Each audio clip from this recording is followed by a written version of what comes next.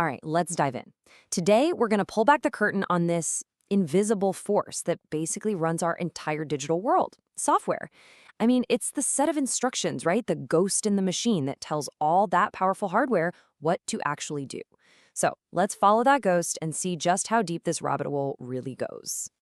Seriously, think about it for a second. You tap an icon on your phone and boom, this whole complex world just springs to life. But what is really going on under the hood? I promise you, it's not magic. It's more like a carefully choreographed dance between all these different layers of incredibly clever software. And today, we're going to follow that dance from your screen all the way down to the processor itself. So, here's our game plan. First, we'll take a tour of the whole software landscape, from the apps you use every day to their powerful boss, the operating system.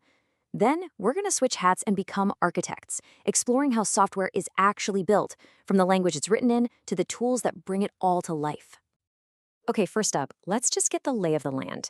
Because, not all software is created equal. Understanding the two main categories is really the key to unlocking everything else we're going to talk about. Think of it this way. System software is like the building's essential wiring and plumbing and foundation. You never really see it, but absolutely nothing works without it. Application software, on the other hand, is everything you actually put in the building. Your browser, your games, your music player, they are the tools you actually use, and they all rely on that invisible foundation to even function. So now, let's meet the boss. At the very heart of all that system software is the most important program of all, the operating system, or as you know it, the OS. The OS is the ultimate multitasker. And this diagram kind of shows just how much it's juggling at any given moment. It's managing memories so your apps don't crash into each other. It's handling your keyboard and mouse, what we call peripherals, and it's providing the very desktop or home screen you interact with. Essentially, it's the reason you can listen to music while writing an email without the whole system just grinding to a halt. Right? I mean, it can't be constantly asking every single piece of hardware, hey, you okay? You need anything? What about you? That would be so incredibly inefficient. The answer lies in this really clever system for getting the CPU's attention only when it's absolutely needed. And the answer is something called an interrupt. The best way to think of it is like a doorbell ringing while you're busy cooking. That ring is an urgent, high-priority signal. You immediately stop chopping vegetables, you go answer the door, and then you come right back to where you left off. In the digital world, that doorbell, that's an interrupt. And the CPU has a very specific procedure for this, kind of like a receptionist handling calls. First, it checks the priority of the signal coming in. Is this a fire alarm interrupt or just a your toast is ready notification? If it's important, the CPU carefully saves its current work, runs a special little mini program to handle the request, and then seamlessly picks up right where it left off, as if nothing ever happened. So, that's how software runs. Now let's completely switch gears. How is it actually built?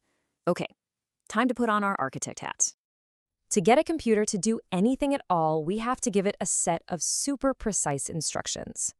But we can't just talk to it in plain English. We need a special language that can be perfectly translated into something the machine understands. And that, of course, is where programming languages come in.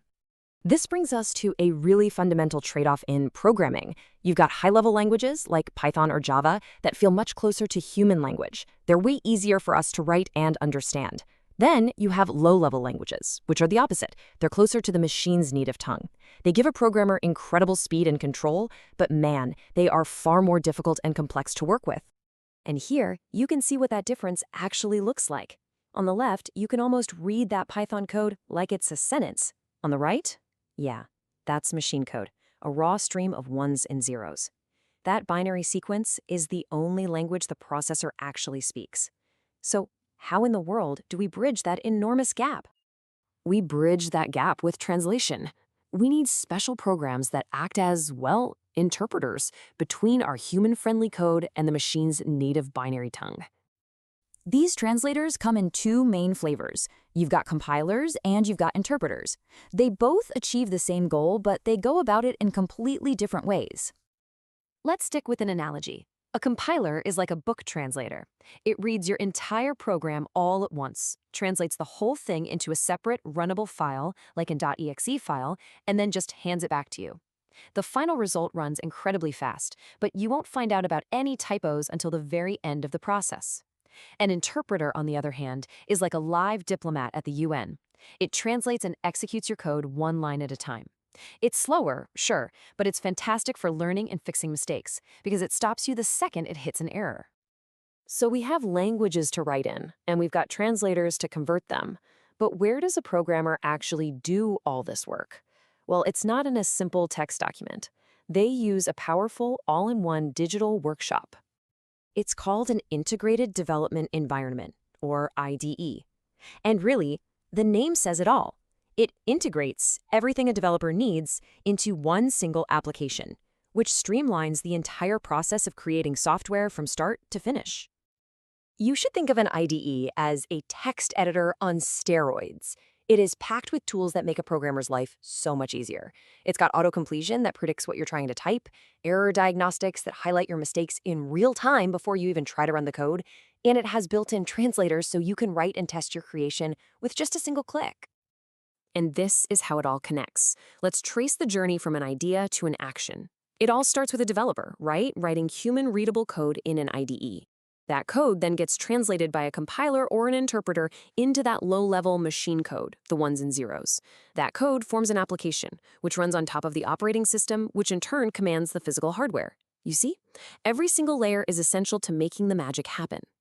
So from a simple tap on your screen to the billions of instructions firing through the processor, software really is the invisible architecture of our modern world. So hey, the next time you open an app, maybe you'll see that ghost in the machine just a little more clearly. Thanks for watching.